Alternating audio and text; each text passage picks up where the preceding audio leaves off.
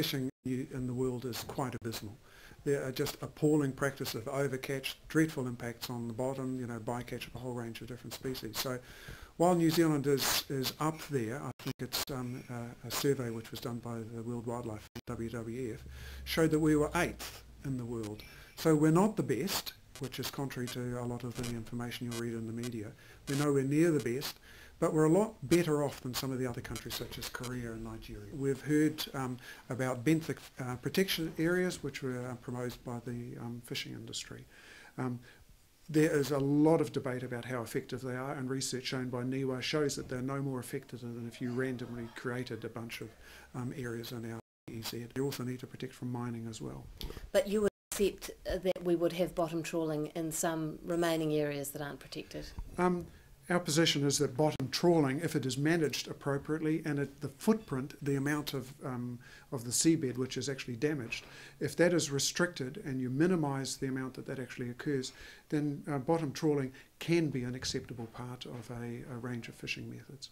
Bob, tell me, we've talked tonight exclusively about commercial fishing. What role does recreational fishing play in New Zealand's fisheries problems, and do you see it as a problem? It's becoming increasingly important. In the Hauraki Gulf, for example, there's more snapper caught by recreational fishers than by the commercial sector. So if you actually go out into the Hauraki Gulf and fly over there on a sunny weekend, you'll see boats dotted everywhere.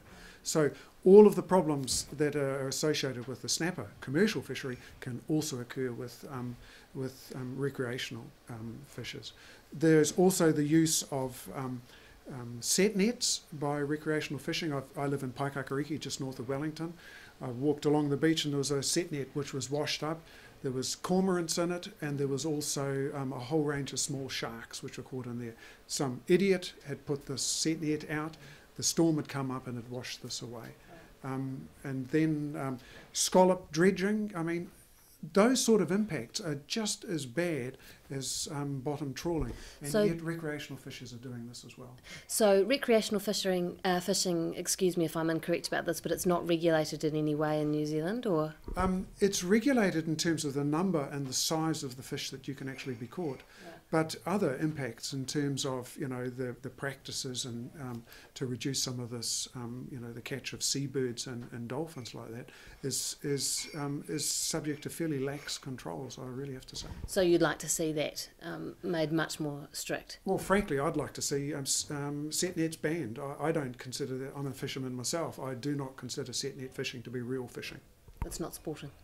Well, it's not fishing. I mean, if you want to get food, go to a supermarket. But if you want to fish, there's a rod and a line is the way to do it. Great. Thanks very much.